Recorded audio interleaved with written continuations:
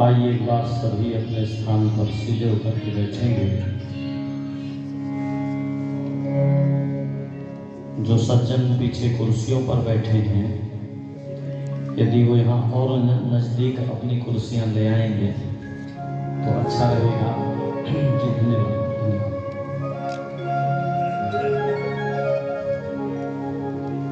आइए पवित्र ओम का उच्चारण सभी बड़ी श्रद्धा भक्ति से मिलकर के मेरे साथ में करेंगे।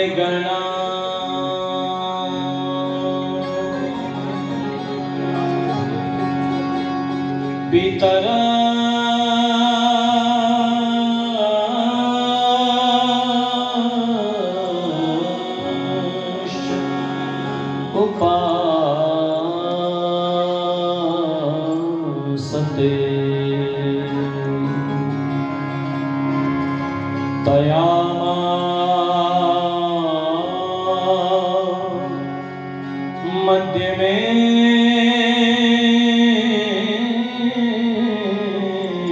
धया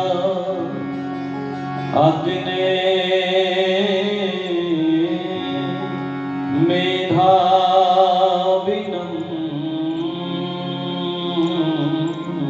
कुरु त्वं हीनः पिता वसो त्वं माता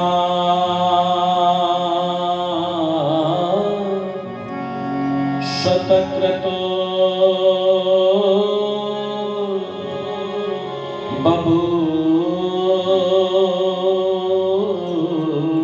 बभूविध आधाते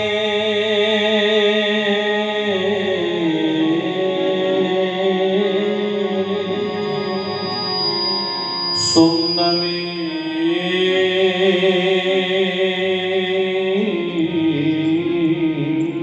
महे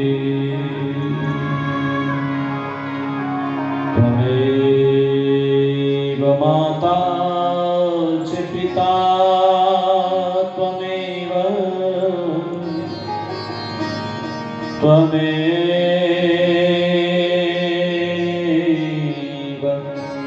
बन्धुश्च सखा त्वमेव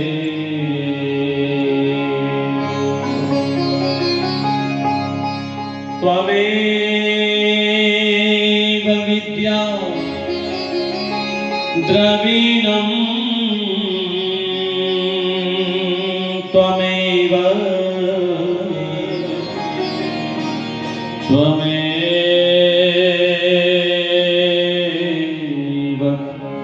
सर्वं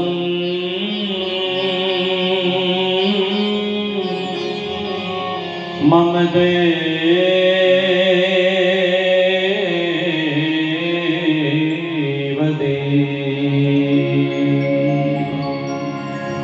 त्वमेव सर्वं मम देव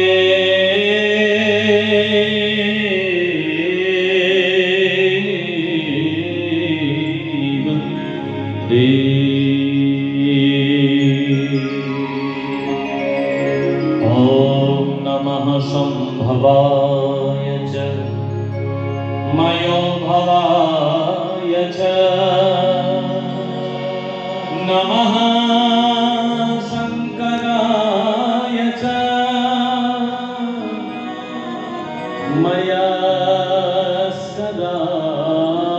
मयस्कराय च नमः शिवाय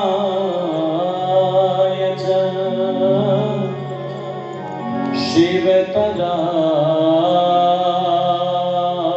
शिवतराय च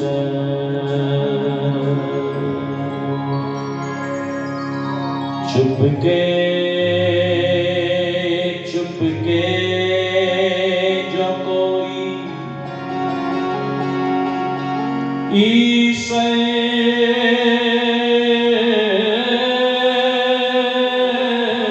से दुआ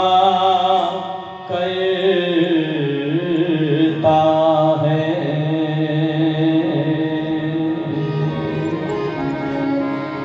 उसकी मंजूर यकीनन वो पिता करता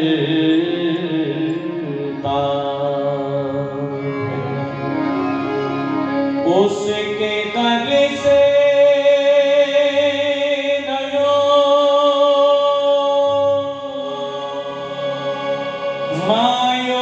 मायूस होना हरगिज़ तो इंसान है वो चीते की सुना करता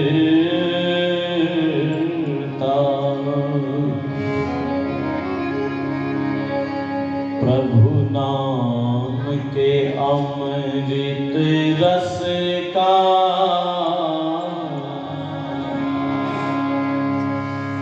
जो प्राणी पान करेगा प्रभु नाम के अमृत रस का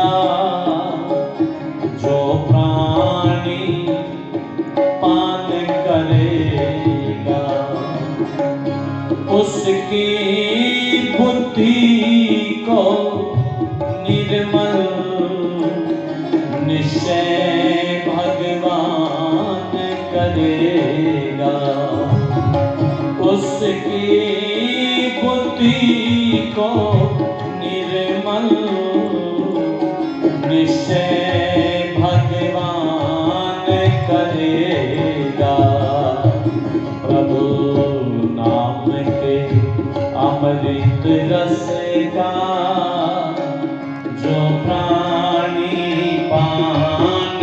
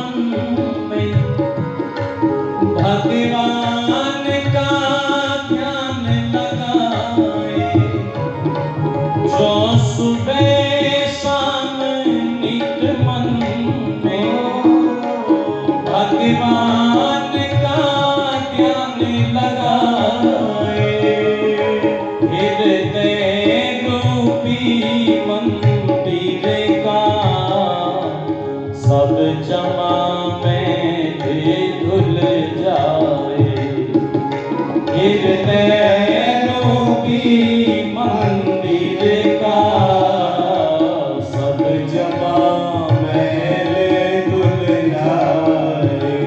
और जो सुबह शाम नित मन में भगवान का ध्यान लगाए, हृदय रूपी मंदिर का सब जमा में धुल जाए।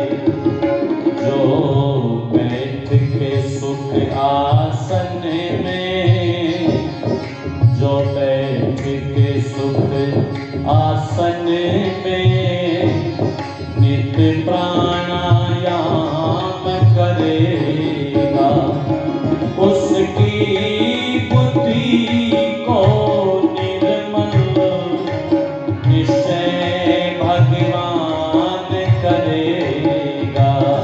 प्रभु नाम के अमृत रस का जो प्राणी पान करेगा, प्रभु नाम के अमृत रस का जो प्राणी पान करेगा।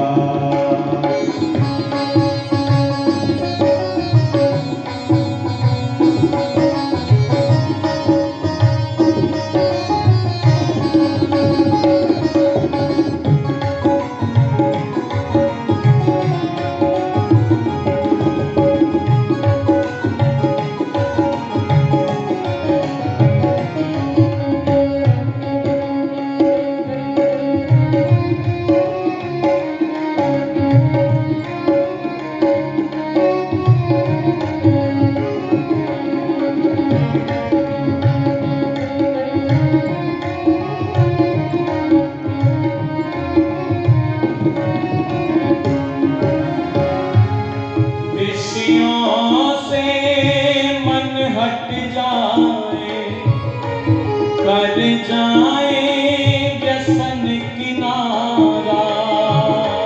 विषयों से मन हट जाए, कर जाए व्यसन किनारा। विषयों से मन हट जाए, कर जाए व्यसन किनारा। प्रभु भक्ति में मन को लगा ले, यदि चाहे कुछ तो सहारा।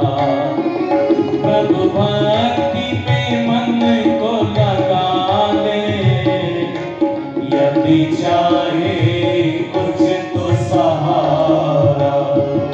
सत्संग ज्ञान गंगा में, सत्संग ज्ञान गंगा में मल मल जो स्नान करेगा, उसकी बुद्धि को निर्मल निश्चय भगवान करेगा।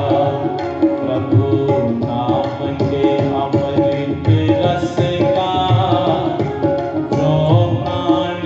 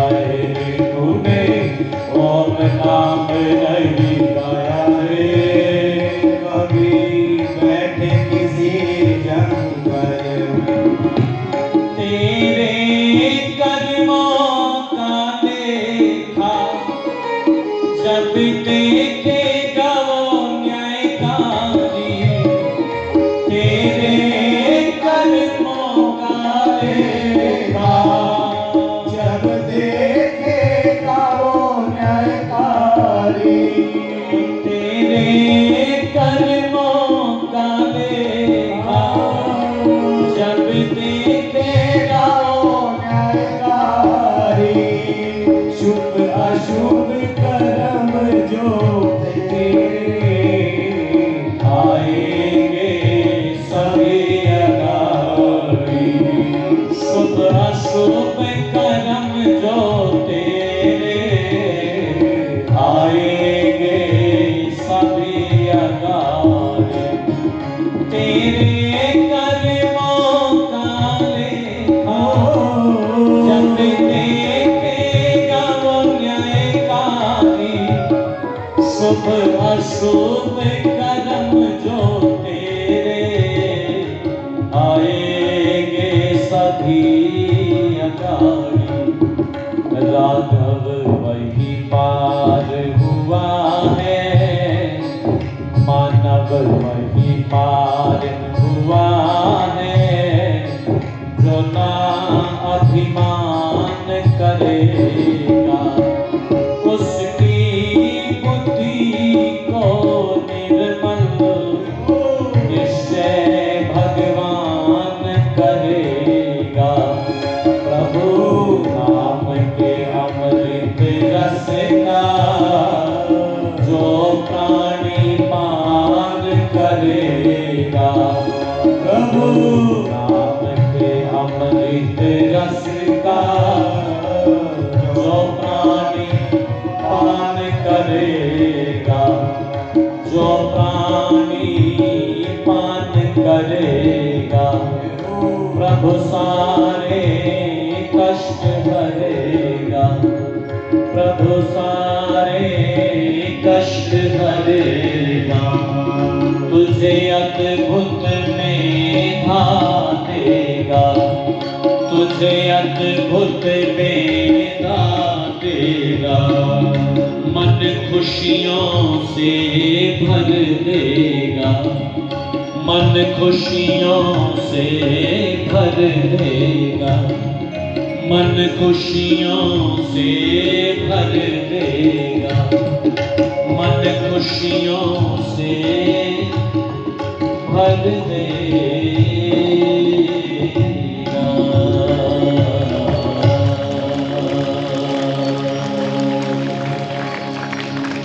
बोलिए सच्चिदानंद भगवान की जय हो। ये 100 रुपए की राशि किन्होंने दी है जी, मुझे नाम उनका याद नहीं है, जिन्होंने भी दी है मैं बहुत धन्यवाद प्रेषित करता हूँ। और आइए मैं चर्चा को प्रारंभ करूं उससे पूर्व हमारे आज के जो मुख्य अतिथि हैं आदरणीय श्री बलवान सिंह आर्य जी, मैं निवेदन करूंगा कि वो आशीर्वाद के रूप में कुछ शब्द अभी बोलेंगे कि बाद में बोलेंगे? अभी ठीक है, माइक दे दीजिए।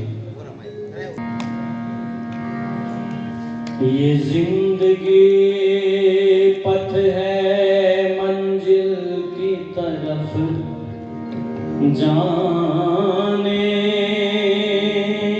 का। जिंदगी नाम है तूफानों से टकराने का। मौत आराम से सो जाने की बदनामी है। ये जिंदगी गीत है,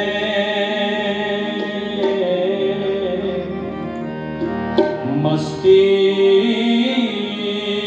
में सदा गाने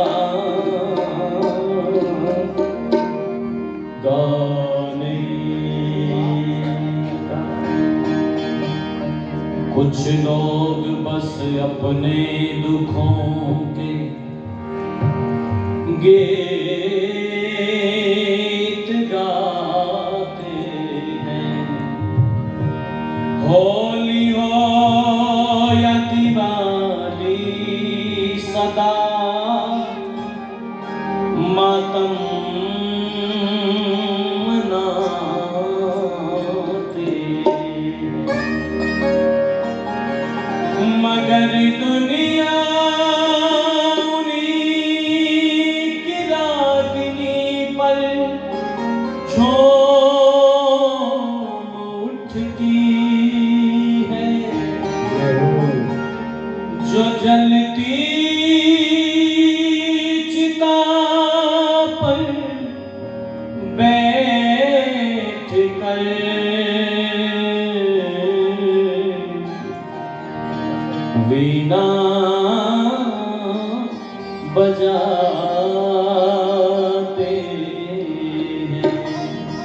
बोलिए सच्चिदानंद भगवान की जय हो।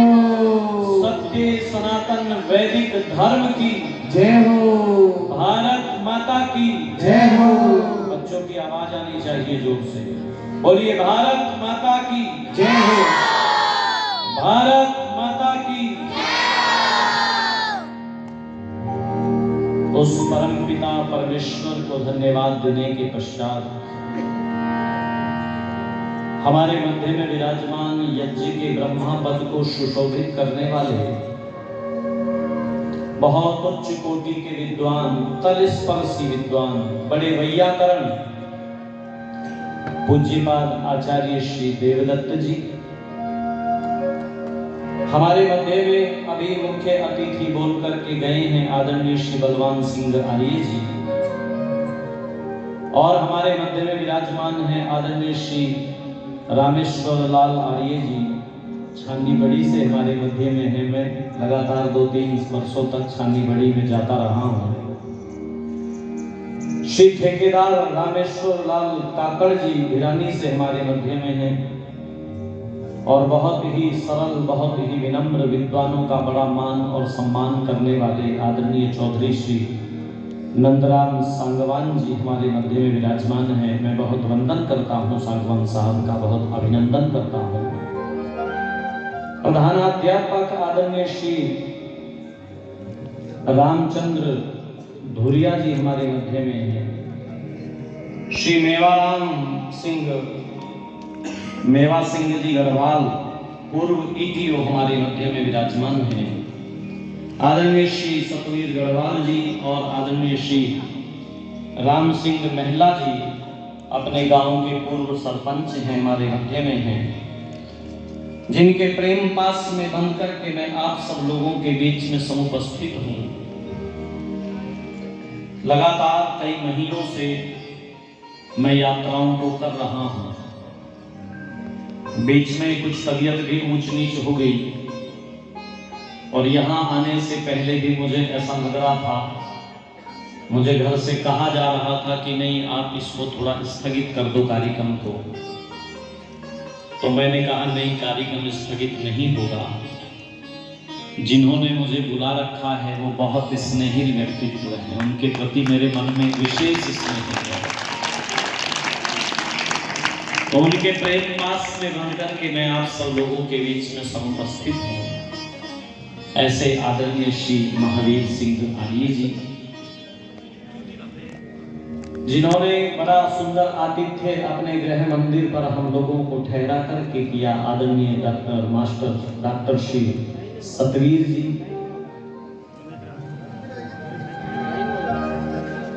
ये जरूरी है क्या? अभी बाद में भी हो सकता है क्या? रुको डॉक्टर साहब, न ये जो प्रसाद मैं दूंगा इनको, ये ज्यादा जरूरी है। इसको बाद में खाएंगे। जिन बच्चों पे आ गया है वो खा लो, ठीक है? और देखो खिजा करके मत खाना।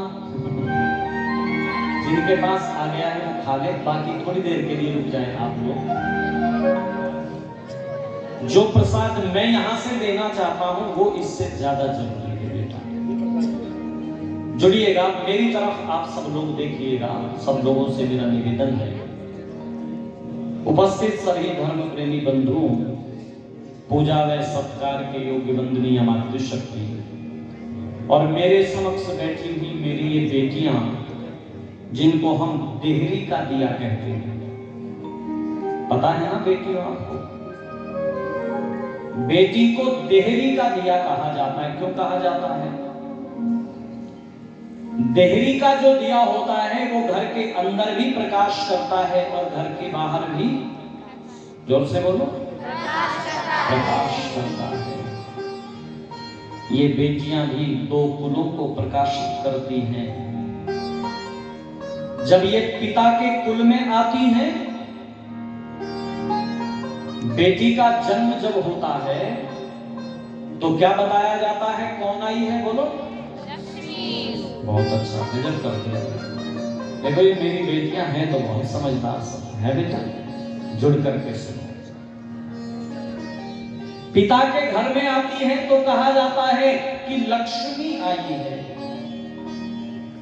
और जब ये पिता के कुल को छोड़कर पति के कुल में जाती है तो ये लक्ष्मी नहीं महालक्ष्मी बनकर के जाती है, महालक्ष्मी बनकर के जाती है। और जब जाती है तो पिता एक आशीर्वाद देकर के विदा करता है अपनी लाडों को, अपनी बिटिया को। ससुरे साम्राज्य भवा, तू साम्राज्य बनकर के रहना। लेकिन कैसे बनेगी तू साम्राज्य? तो मेरी बिटिया मेरी इस पगड़ी को बहुत ध्यान से देख, इस पगड़ी पर कोई दाग नहीं है लाडो। आज मैं तेरा धन्यवाद करता हूं, आज तुझे भेजते हुए मैं बहुत भावुक हूं। मेरी आंखों से करुणा बह रही है। मेरी इस पगड़ी को चार चांद लगाए तैने, मेरी इस पगड़ी का स्वाभिमान बढ़ाया तैने। लाडो आज तू जा रही है तो ले तेरे हाथ में एक और पगड़ी की लाज सौंपता हूं। तो जिस घर में जिस कुल में जा रही है उस अपने धर्म के पिता की पगड़ी को भी संभाल करके रखना। मेरी बिटिया यदि उस पगड़ी पर कोई दाग आया तो तेरे पिता की पगड़ी भी दागिल हो जाएगी, तेरे पिता की पगड़ी भी दागिल हो जाएगी। इन दोनों कुलों की लाज को तुझे संभाल करके रखना है। इसलिए बेटी को देहरी का दिया कहा जाता है। ये मेरे बच्चे बैठे हुए हैं, नौनिहाल बालक बैठे हुए हैं। ध्यान देना, एक पिता जब अपनी संतान का पालन और पोषण करता है तो महाभारत काल को उठा करके पढ़िएगा। महाभारत काल ने लिखा कि दुनिया का सबसे अधिक सुख एक पिता को कब मिलता है? तो महाभारत काल ने लिखा जब धूली धूसरित बेटा, गारे मिट्टी में सना हुआ बेटा दौड़ करके पिता के हृदय से लग जाता है, उसके अंक में समा जाता है। तो महाभारतकार महर्षि वेद व्यास ने लिखा, कृष्ण द्वैपायन ने लिखा कि उस समय उस पिता की बाहों में सारी दुनिया का सुख उतर आता है, सारी दुनिया का सुख उतर आता है, सारी दुनिया का सुख उतर आता है। जब संतान का पालन और पोषण करता है एक पिता तो वो अपने बच्चों में अपना भविष्य तलाश करता है, उस भविष्य को खोजता है उस अपने बालक की आंखों में, उस अपने बालक के जीवन में। और एक बड़ी प्रसिद्ध पंक्तियां हैं, कई बार आपने सुनी होंगी कि मेरा नाम करेगा रोशन जग में, मेरा राज दुलारा, मेरा नाम करेगा रोशन जग में, मेरा राज दुलारा। मैं कब से तरस रहा था मेरे आंगन में कोई खेले, नन्ही सी हंसी के बदले मेरी सारी दुनिया ले। तू मिला तो मैंने पाया, तू मिला तो मैंने पाया, जीने का नया सहारा। मेरा नाम करेगा रोशन जग में, मेरा राज दुलारा। और मेरा नाम करेगा रोशन जग में, मेरा राज दुलारा। और मैं अपने इन बेटे और बेटियों से कहना चाहता हूं, याद करना जीवन के वो दिन जब तुमने चलना सीखा था, तो एक पिता के भाव तुम्हारे साथ में जुड़े थे और उसने कहा था कि आज उंगली थाम के तेरी तुझे मैं चलना सिखलाऊं, कल हाथ पकड़ना मेरा,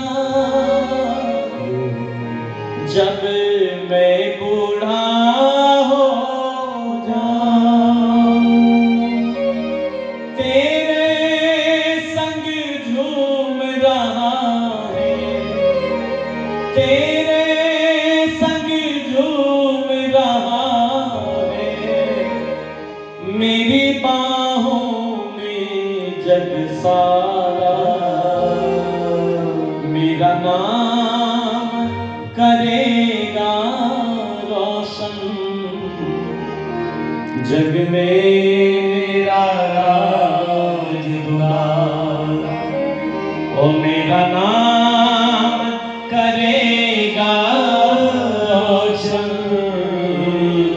जग में मेरा राज दुलारा। मेरे बाद भी इस दुनिया में जिंदा मेरा नाम रहेगा, जो भी तुझको देखेगा तुझे मेरा लाल कहेगा, तेरे रूप में मिल जाएगा, तेरे रूप में मिल जाएगा, मुझको जीवन दोबारा, मेरा नाम करेगा रोशन, जग में मेरा राज दुलारा, मेरा नाम करेगा रोशन, जग में मेरा राज दुलारा। तुझे सूरज कहूँ या चंदा, तुझे दीप कहूँ या तारा, मेरा नाम करेगा रोशन, जग में मेरा राज दुलारा, और मेरा नाम करेगा रोशन, जग में मेरा राज दुलारा, मेरा नाम करेगा रोशन, जग में मेरा राज दुलारा, मेरा नाम करेगा रोशन, जग में मेरा राज दुलारा।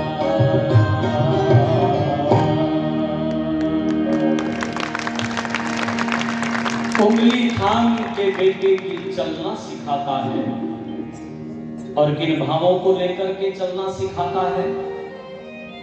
बेटा, आज तेरे कदम लड़खड़ा रहे हैं तो तू चिंता मत करना, तेरा पिता खड़ा हुआ है, तुझे गिरने नहीं दूंगा। बच्चे जरा ध्यान से सुनेंगे और आप सब लोगों से भी मैं निवेदन करता हूं, जुड़िएगा। छोटे बच्चे को आप आकाश में उछालिएगा। तहसीलदार साहब, छोटे बच्चे को आकाश में उछालिएगा। बोलो, हंसता है कि रोता है? हंसता है। अबोध है अभी वो,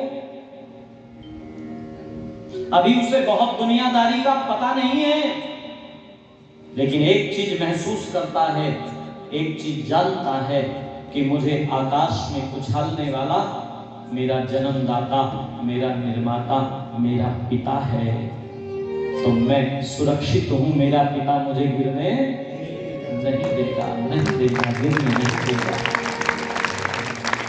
हंसता है, खिलखिलाता है, प्रसन्न होता है, उंगली थाम करके चलना सिखाता है और एक भाव अपने मन में संजोता है। बेटा, आज तेरे कदम लड़खड़ाते हैं तो मैं तुझे थामता हूं। ओ मेरे बेटे, एक दिन ऐसा भी आएगा जब मैं बूढ़ा हो जाऊंगा तो मेरे कदम लड़खड़ाने लगेंगे। बेटा, उस दिन मुझ बूढ़े के बुढ़ापे की लाठी बन करके तो मुझे संभालना, तो तेरे रूप में मिल जाएगा मुझको जीवन दोबारा, मुझको जीवन दोबारा, मुझको जीवन दोबारा। बेटा बड़ा हुआ, पिता बूढ़े हो गए, लेकिन बचपन में जो भाव देखे थे वो भाव एक कुसंग में जाकर के धूमिल हो गए। बेटा शराब पीनी सीख गया। याद रखना, विद्वान जनों ने सत्संग की बड़ी महिमा का बखान किया है। विद्वानों ने कहा सत्संगः किं न करोति पुंसाम, अर्थात सत्संग क्या नहीं कर सकता, सब कुछ कर सकता है सत्संग। कितने लोगों का जीवन बदल दिया सत्संग ने, कितने लोगों का जीवन। गाते हैं आज भी लोग कि सत्संगति और विमल मति से पत्थर मन कुंदन बन जाए। पत्थर जैसा व्यक्तित्व भी कुंदन बन जाता है। पत्थर जैसी अहिल्या तपस्विनी अहिल्या बन गई श्री राम का सत्संग प्राप्त करके। मेरी माताएं बैठी हुई हैं, भगवान श्री राम की कथा को जब मैं करता हूं तो मैं विस्तार से एक वर्णन करता हूं, चर्चा करता हूं कि अहिल्या कौन है। आज अवकाश नहीं है तो कभी फिर के लिए छोड़ता हूं। आदरणीय तहसीलदार साहब, ये 5 दिन उधार रहेंगे आप पर मेरे। ये चर्चा तो आपको करवानी ही पड़ेगी कभी ना कभी बैठ करके। आज तो मैं केवल इतना निवेदन करने लगा हूं कि पत्थर की नहीं, बहुत सावधानी के साथ में सुनिएगा। पत्थर सी अहिल्या चेतनता को प्राप्त हो गई श्री राम के पावन सानिध्य को प्राप्त करके। तब गाता हूं ये पंक्तियां कि सत्संगति और विमल मति से पत्थर मन कुंदन बन जाए। नीरस सा टुकड़ा शीशे का हाथों का कंगन बन जाए। सत्संगति और विमल मति से पत्थर मन कुंदन बन जाए। नीरस सा टुकड़ा शीशे का, नीरस सा टुकड़ा शीशे का हाथों का कंगन बन जाए। सत्संगति और विमल, ताली बजाते हुए, सत्संगति और विमल मति से पत्थर मन कुंदन बन जाए। नीरस सा टुकड़ा शीशे का, नीरस सा टुकड़ा शीशे का हाथों का कंगन बन जाए। सत्संगति और विमल मति से पत्थर मन कुंदन बन जाए। सत्संगति और विमल मति से ताली बजाते हुए सुनिएगा।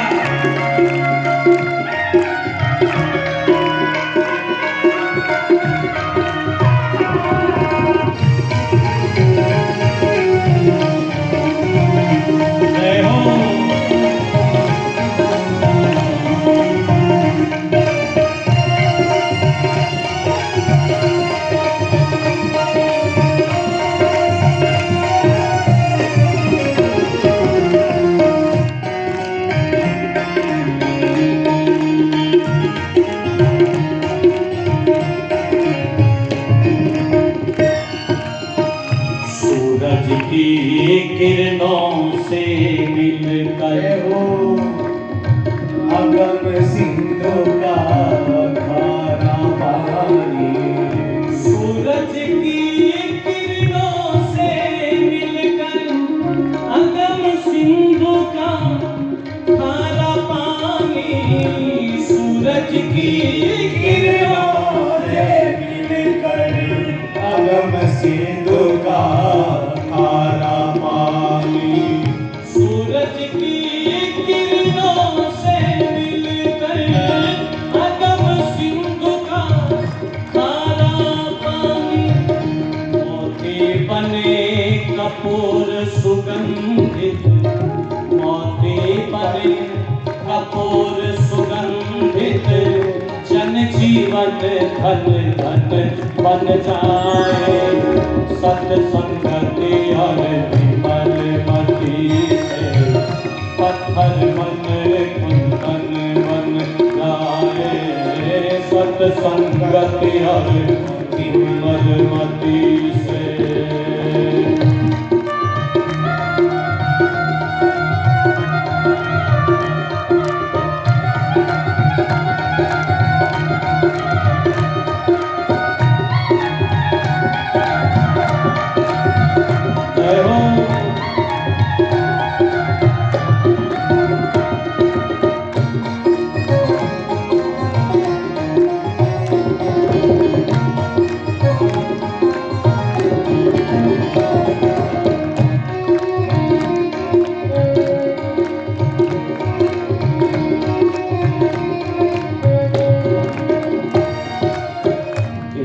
सपूत मिटा सकता है इतिहासों के काले धब्बे। एक सबूत मिटा सकता है इतिहासों के काले धब्बे। एक सबूत मिटा सकता है इतिहासों के काले धब्बे। सबूत मिटा सकता है इतिहासों के काले धब्बे। चंदन के एक ही बूटे से, चंदन के एक ही बूटे से, चंदन के एक ही बूटे से सारा वन चंदन बन जाए। सत्संगति मन मति हर मन कुंदन बन जाए। सत्संगति विमल मति से।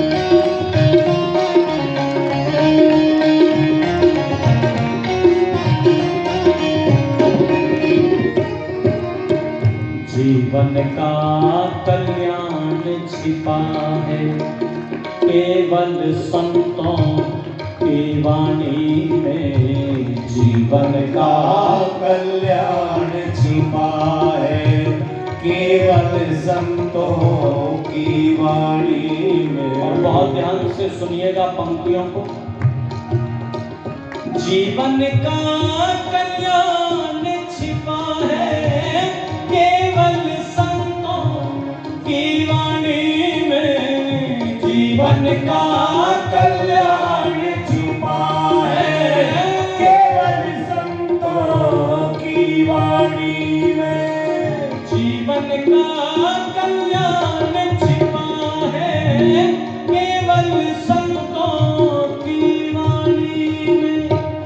ऋषि दयानंद की संगति से, देव दयानंद की संगति से, ऋषि दयानंद की संगति से आमी चंद पावन बन जाए सत्संगत और विमल मति से पत्थर बन कुंदन बन जाए नीरस सा टुकड़ा शीशे का नीरस सा टुकड़ा शीशे का हाथों का कंगन बन जाए सत्संगत और मन मति से पत्थर मन कुंदन बन जाए सत्संगत और मन मति से पत्थर मन कुंदन बन जाए पत्थर मन कुंदन बन जाए पत्थर मन कुंदन बन जाए पत्थर मन कुंदन बन जाए। बोलिए सच्चिदानंद भगवान की जय हो। बोलिए महर्षि देव दयानंद जी महाराज की जय हो। माताओं बहनों धर्म प्रेमी बंधुओं कुछ कहना है? हमारे बीच में राजीव दीक्षित गुरुकुल ज्ञान केंद्र के संचालक सुरेंद्र आर्य जी पहुंचे, उनका स्वागत। और रस सा टुकड़ा शीशे का 2-4 पंक्तियां इन बेटियों के बारे में भी 2-4 पंक्तियां। आप चिंता ना करें, सब होगा। फिर इनका 2-2 बजे जाने का गुजरी का टाइम हो जाता है 2 बजे, और इनको शायद प्राइज वगैरह भी देने हैं, इसलिए थोड़ी रिक्वेस्ट आपसे। ठीक ठीक है ठीक है ना। लड़कियां ना, हाँ। लड़कियां कंपैरेटिवली बॉयज की बजाय आगे हैं। जोरदार तालियां बजाओ लड़कियों। ठीक है, बहुत बढ़िया, बहुत बढ़िया। जी जी धन्यवाद। टच करें यार जी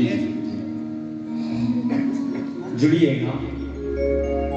मैं बहुत धन्यवाद प्रेषित करता हूँ कि देखो अपनी बेटियों की कितनी चिंता है हमको, है ना।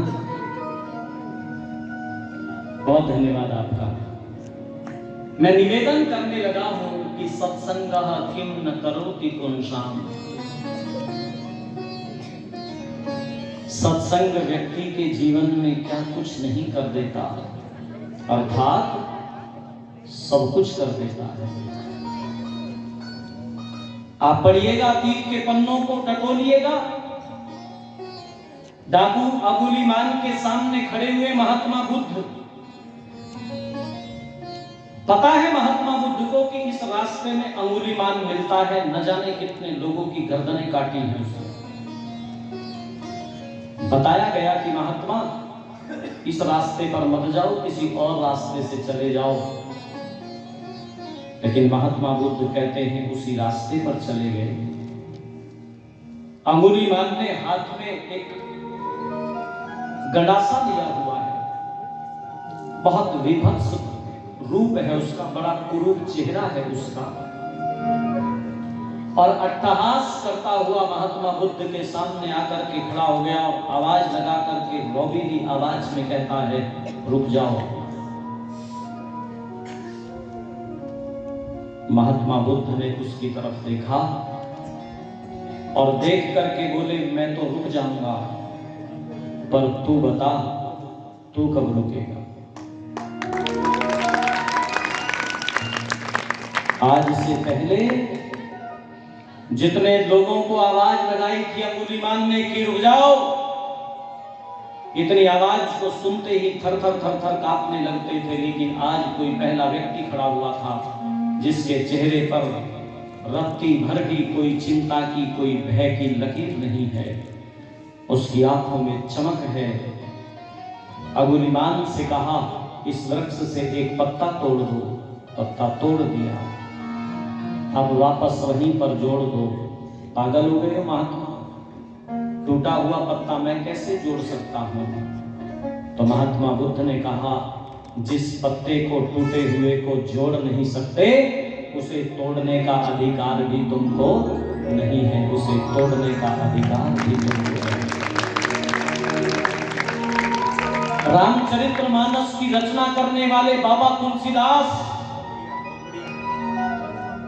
उफनती हुई नदी को पार करके एक लाश पर बैठ करके चले गए, सांप को रस्सी समझ करके चढ़ गए, पत्नी के पास पहुंच गए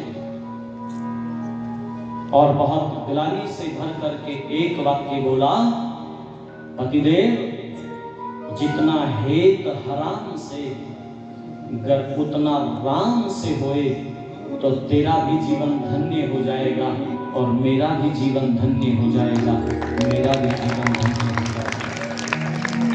एक वाक्य ने जीवन को बदल दिया, एक वाक्य। और मैं पंक्तियां गुनगुना रहा था कि जीवन का कल्याण छिपा है केवल संतों की वाणी में। ऋषि दयानंद की संगति से,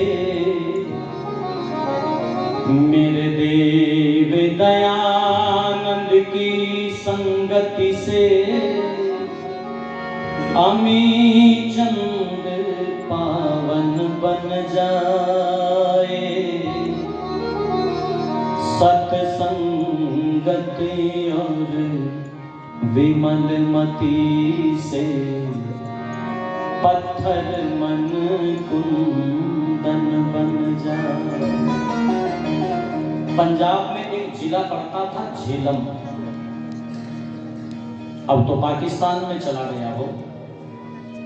ऋषिवर देव दयानंद सरस्वती जी महाराज का व्याख्यान हो रहा है वहां उस झेलम जिले में। एक अमीचंद नाम का तहसीलदार स्वामी दयानंद सरस्वती जी महाराज के पास में आया और उसने आकर के ऋषि दयानंद सरस्वती जी महाराज से अनुमति मांगी, स्वामी जी आपके व्याख्यान से पहले अगर आपकी अनुमति हो तो मैं एक भजन सुना दूं। ऋषि बोले सुना दो। अमीचंद ने भजन सुनाया। कुछ कहना है क्या? चलता रहूं? ठीक है। अमीचंद ने भजन सुनाया तो समा बांध दिया अमीचंद ने, ऐसा बढ़िया गाता था। लेकिन जीवन में कुछ नहीं था, जीवन बहुत खराब था अमीचंद का। जो आयोजक थे, जब उस दिन का व्याख्यान हो गया, उन लोगों ने स्वामी दयानंद सरस्वती जी महाराज से अमीचंद के जीवन की सारी बातें कह सुनाई। स्वामी जी ये तो बहुत बेकार आदमी, इसको समय कहां दे दिया आपने? ये रोज शराब पीता है, जुआ खेलता है, अपनी पत्नी को इसने घर से निकाल दिया, एक दूसरी स्त्री को घर में रखा हुआ, ये अच्छा आदमी नहीं है स्वामी जी। सारी बात कह सुनाई। अगले दिन पुनः व्याख्यान का समय हो गया है और जब व्याख्यान के लिए ऋषि दयानंद सरस्वती जी महाराज मंच पर विराजमान हो गए हैं तो जनता जनार्दन के बीच से अमीचंद निकल करके स्वामी जी की तरफ बढ़ रहा है। आयोजक जो थे वो देख रहे हैं, एक दूसरे की तरफ देख करके आंखों ही आंखों में कह रहे हैं आज बहुत जोर की डांट पड़ने वाली है अमीचंद को, क्योंकि बता चुके थे स्वामी जी को आज मौका नहीं मिलेगा, आज तो डांट मिलेगी अमीचंद को खाने के लिए। लेकिन अमीचंद ने जाकर के स्वामी जी से निवेदन किया, हे ऋषिवर, हे महर्षि, यदि आपकी अनुमति हो तो एक भजन आज भी सुना दो। लोग सोच रहे थे कि आज डांट पड़ेगी, पर वो नहीं जानते कि जिस अमीचंद को उस परमपिता परमेश्वर ने अपनी सृष्टि से नहीं निकाला तहसीलदार साहब, उस अमीचंद को ऋषि दयानंद अपनी दृष्टि से कैसे निकाल देते, अपनी दृष्टि से कैसे निकाल देते। अमीचंद ने अनुमति मांगी, ऋषि बोले ठीक है सुना दो, और भजन सुनाया। अमीचंद ने तो समा बांध दिया, गजब गाता था। देखो एक बात ध्यान से सुनना, भगवान सबको सब कुछ नहीं देता, पर सबको कुछ ना कुछ जरूर देता है। आवाज बड़े गजब की मिली थी अमीचंद को, लेकिन बस आवाज ही थी। हालत यूं थी कि किसी आदमी से किसी ने कहा जी मैं आपका जीवन चरित्र लिखना चाहता हूं। सांगवान साहब तो उसने कहा भाई मेरा जीवन ही जीवन लिख ले, चरित्र को ना मेरे दोहराए। अमीचंद की स्थिति भी ठीक वैसी ही थी। ऋषि को तो पता था, सारा लग चुका था पता। भजन सुनाया, समा बांध दिया, और जब भजन सुना करके प्रणाम करके अमीचंद ऋषि के चरणों में बैठना चाहता है, उपस्थित हुआ ऋषि चरणों में, तो स्वामी जी ने अमीचंद के कंधे पर एक हाथ रखा और अमीचंद की तरफ देख करके कोई लंबा चौड़ा उपदेश नहीं दिया अमीचंद को। डॉक्टर साहब केवल एक वाक्य बोला, अमीचंद तू है तो हीरा पर कीचड़ में पड़ा है, तू है तो हीरा पर कीचड़ में पड़ा है। एक वाक्य बोला अमीचंद को, अंदर तक झकझोर दिया उस वाक्य ने अमीचंद के हृदय को। अपने स्थान पर आकर के बैठ गया लोगों, और एक बार अमीचंद ने अपने कपड़ों को चेक किया, कपड़ों पर कीचड़ तो नहीं लगा हुआ, लेकिन कीचड़ कपड़ों पर नहीं था। विचार कर रहा है, ये वाक्य ये शब्द बार बार उसके कर्ण कोहरों में दस्तक दे रहे हैं, बार बार अपील कर रहे हैं। अमीचंद तू है तो हीरा पर कीचड़ में पड़ा है। घर आ गया, व्याख्यान समाप्त हो गया। घर आ गया और घर जैसे ही पहुंचा, सामने अलमारी में सजी हुई शराब की बोतलें दिखाई दी अमीचंद को। एक झटका लगा अमीचंद को, समझ में आ गई यही है मेरे जीवन का कीचड़। ऋषि जी को पता लग गया है, यही है मेरे जीवन का कीचड़। इस कीचड़ को निकाल फेंकूंगा ऋषिवार, मैं हीरा बन करके दिखाऊंगा, मैं हीरा बन करके दिखाऊंगा। और माताओं बहनों धर्म प्रेमी बंधुओं, शराब की उन बोतलों को उठा उठा करके फेंक रहा है अमीचंद। भरी हुई बोतलों को तोड़ रहा है। आसपास में रहने वाले जो पड़ोसी थे, उन्होंने देखा, अरे आपस में चर्चा करने लगे, भैया ओ भाई दौड़ियो रे, अमीचंद आज ज्यादा पी गया। क्यों? बोले आज तक तो खाली बोतलें फेंका करता था, आज इतनी पी गया भाई साहब, इसे खाली और भरी का पता ही नहीं है। भरी हुई फेंक रहा है, देख लो किसी के हाथ में आग लगती हो तो भगा भगा के मार रहा है भरी हुई बोतल। आज लगता है अमीचंद को ज्यादा चढ़ गई है, लेकिन वो नहीं जानते कि आज तक जो अमीचंद पीता था वो ऐसी पीता था जो शाम को पियो सुबह तक, बोलो सुबह तक उतर जाती है, सुबह तक उतर जाती है। बहुत माड़ा नशा है इस शराब का। गुरु नानक देव ने लिखा, सावधान करते हुए कहा उन्होंने कि माड़ा नशा शराब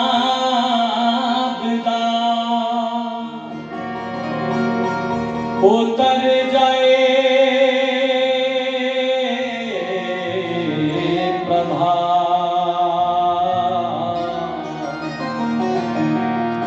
नाम कुमारी नान का चढ़े रहे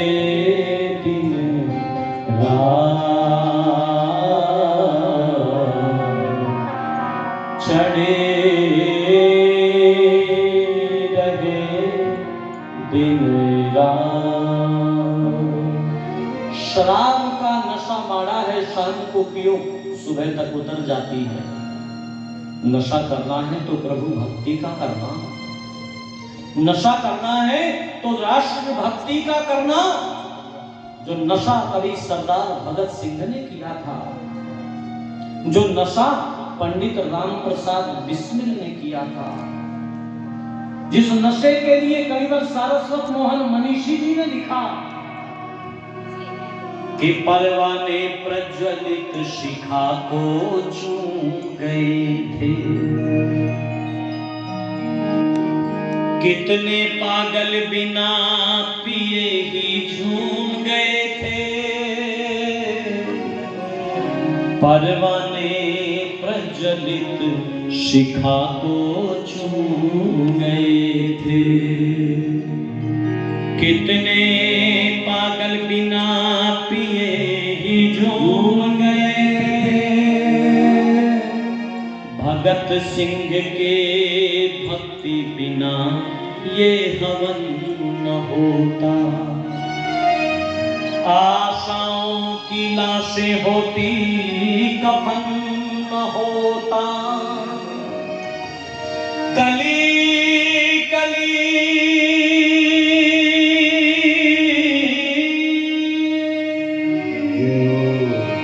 कली कली मिर्दे माली पर गुर्राई थी, सच कहता हूँ तब ही आजादी आई। वो नशा करना जो सरदार भगत सिंह ने किया था, ये मेरी बेटियां बैठी हुई हैं, पापा से कहना, कभी कोई किसी के पापा गाहे बगाहे घूट कर लेते हैं तो उनको समझाना ये शरारत का पानी है, इसने कईयों घर के, इसने कईयों घर के सुखों को छीना, जीना है तो पापा शराब मत पीना, जीना है तो पापा शराब मत पीना, इसने कईयों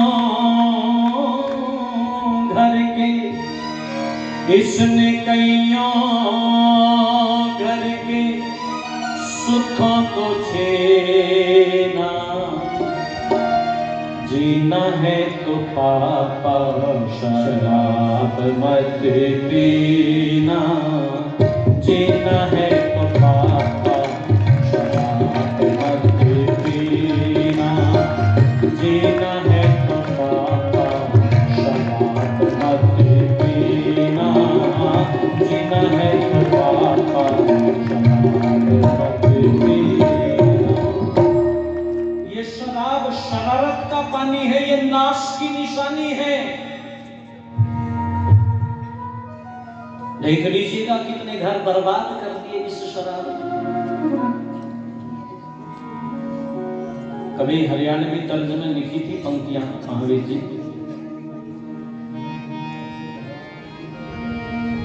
ये रईस छोटी सी बोतल अंदर राजधानियां डूब गई,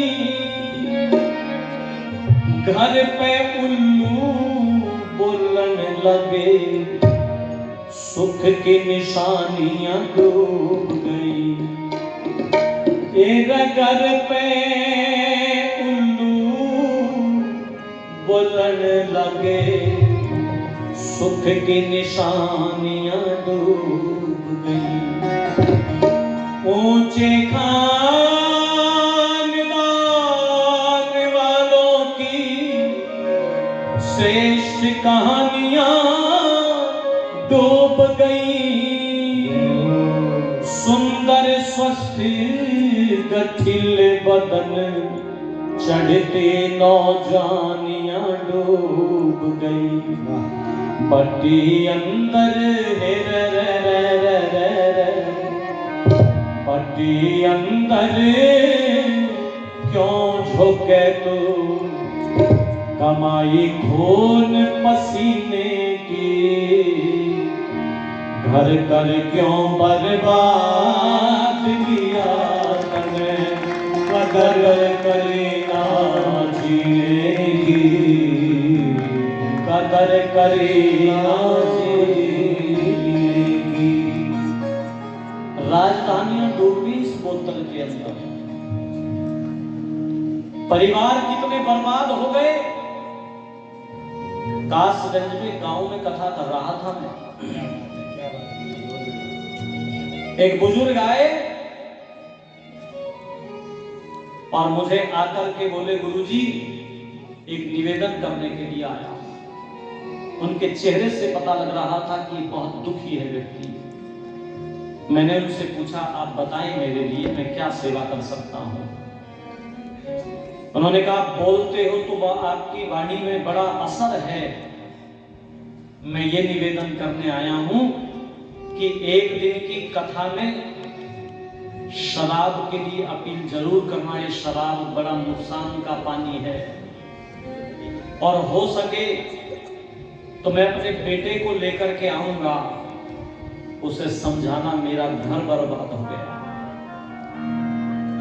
एक पिता के भाव सुनिएगा।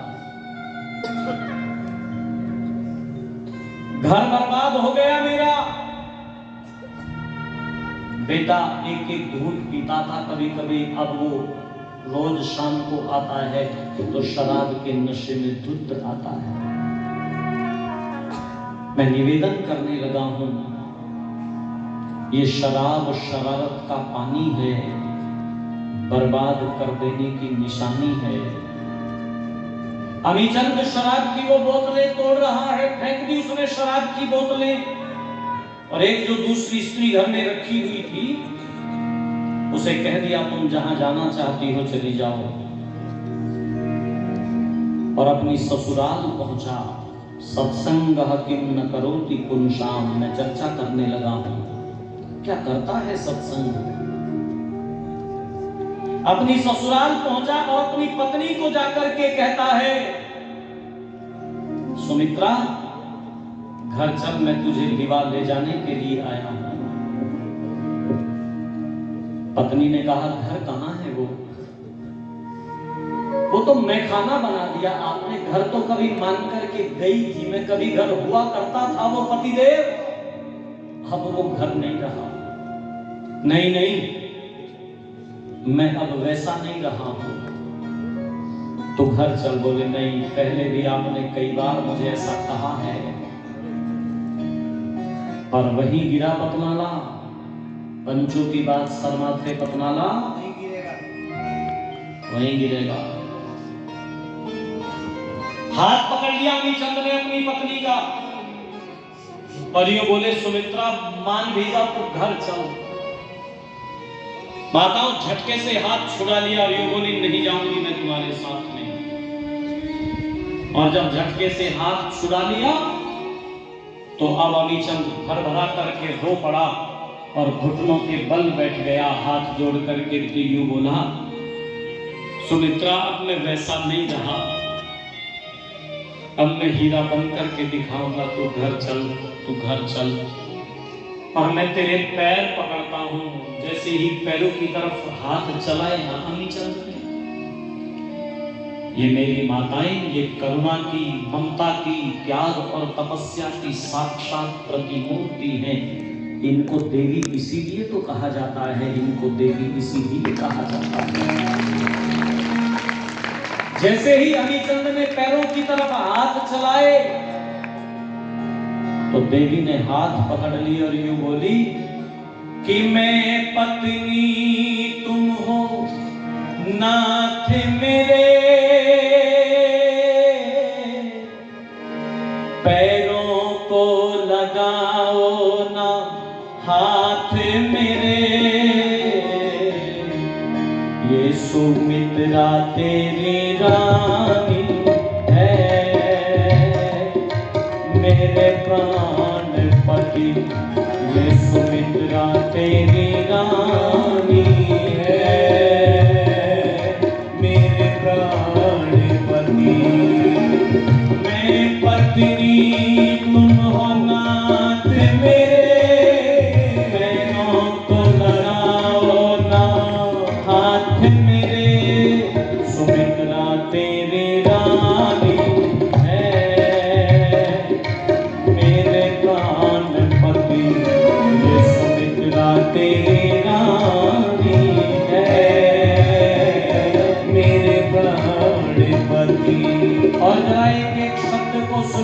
देवी क्या बोली?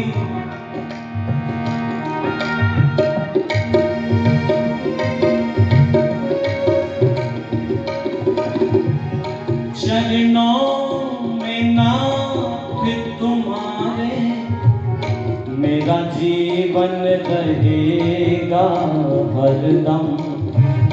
चरणों में नाथ तुम्हारे मेरा जीवन रहेगा हरदम। सर के हो ताज मेरे सांसों की हो तुम ही सरगम। सर के हो ताज मेरे सांसों की हो तुम ही सरगम। सर के हो ताज मेरे सांसों की हो तुम ही सरगम। मैं हूँ दिया तो है दिया, मैं बाती तेरी तो है दिया, मैं बाती तेरी। ज्योत भक्ति की जलानी है मेरे प्राणपति, ये सुमित्रा तेरी रानी है। मेरे प्राणपति ये सुमित्रा तेरी रानी है। मेरे प्राणपति ये सुमित्रा तेरी रानी है। मेरे प्राणपति मेरे प्राणपति मेरे प्राणपति मेरे प्राणपति।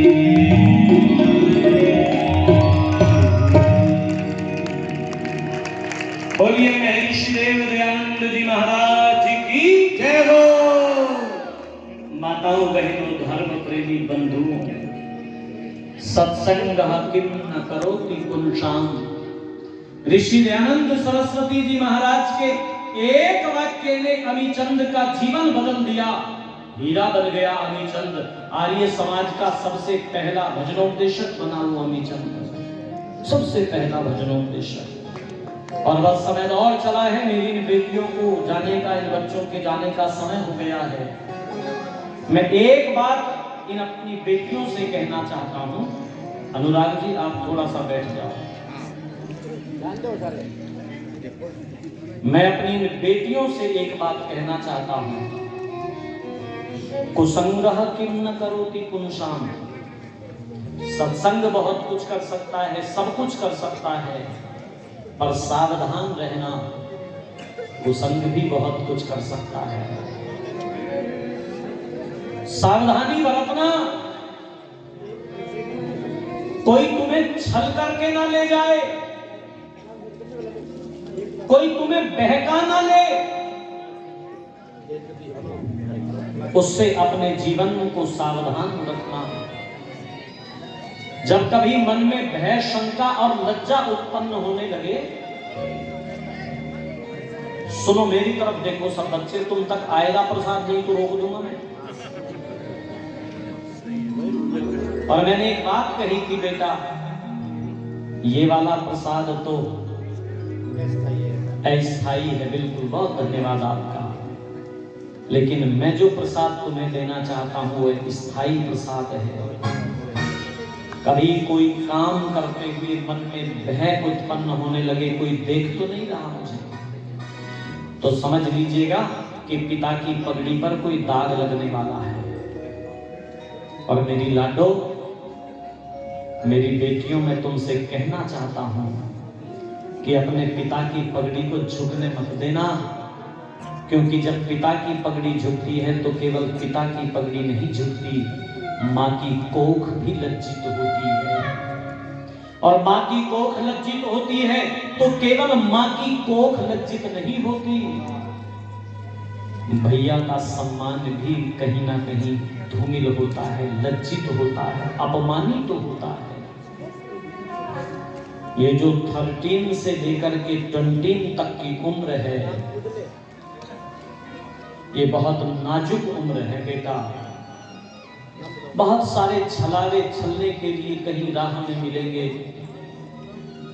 तो छले मत जाना। अपने जीवन को बहुत सुरक्षित रखना। कभी मन में भय, शंका, लज्जा उत्पन्न होती हो तो नहीं करना उस काम को। मैं कहा करता हूं अपनी बेटियों से कि तुम उस देश में जन्मी हो जिस देश में जन्मी थी सीता। तुम उस देश में जन्मी हो जिस देश में जन्मी थी सीता। तुम उस देश में जन्मी हो जिस देश में जन्मी थी सीता। तुम उस देश की बेटी हो जिस देश में गूंज रही गीता। तुम उस देश की बेटी हो जिस देश में गूंज रही गीता। कभी भूल कर भी न लगाना, कभी भूल कर भी न लगाना। जीवन में तुम चिंगारी, तुम पे बड़ी जिम्मेदारी। मेरे देश की बहनों तुमको देख रही दुनिया सारी। तुम पे बड़ी जिम्मेदारी, तुम पे बड़ी जिम्मेदारी, तुम पे बड़ी जिम्मेदारी, तुम पे बड़ी जिम्मेदारी, तुम पे बड़ी जिम्मेदारी। हर घर को तुम स्वर्ग बनाना, हर आंगन को फुलवारी। तुम पे बड़ी जिम्मेदारी, तुम पे बड़ी जिम्मेदारी, तुम पे बड़ी जिम्मेदारी।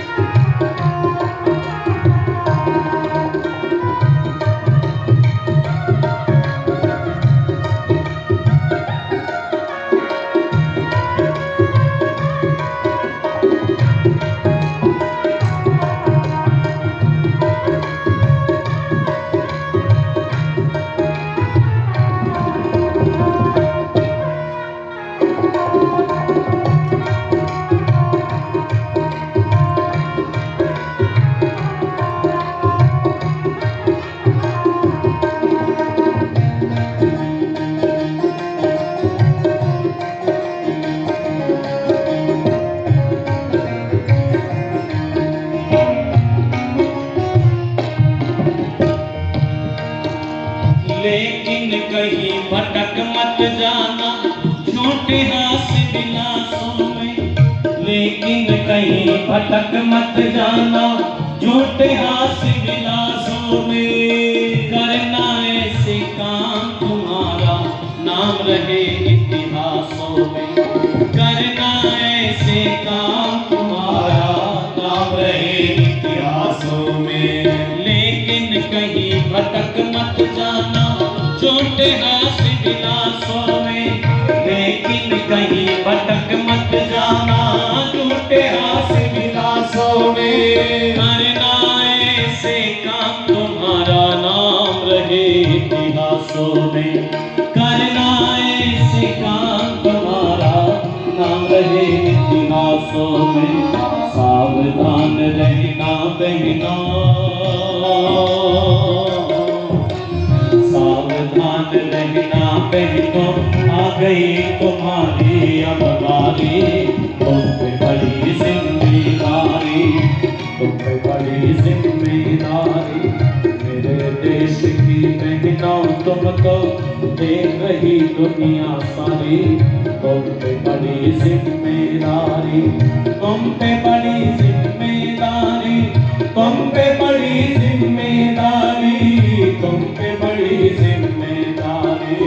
मेरे देश की बहनों तुमको देख रही दुनिया सारी। तुम पे बड़ी जिम्मेदारी।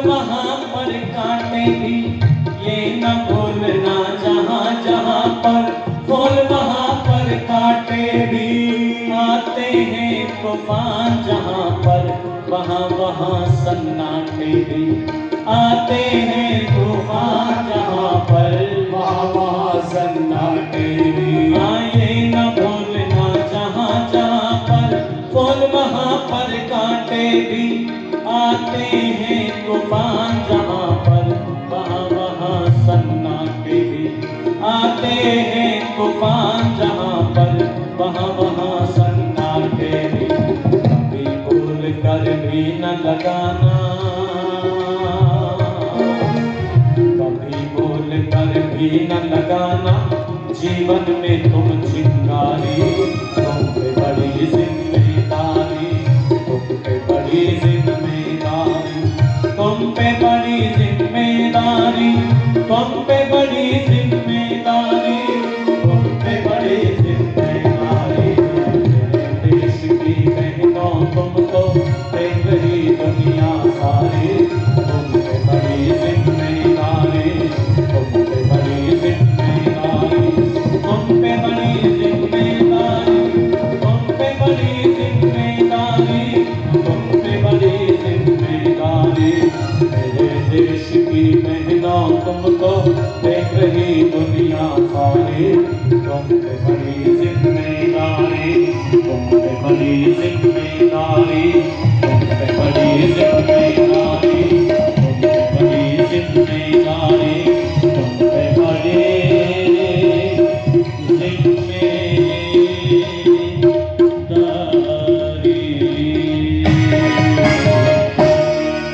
बोलिए भारत माता की जय हो भारत माता की जय हो भारत माता की जय हो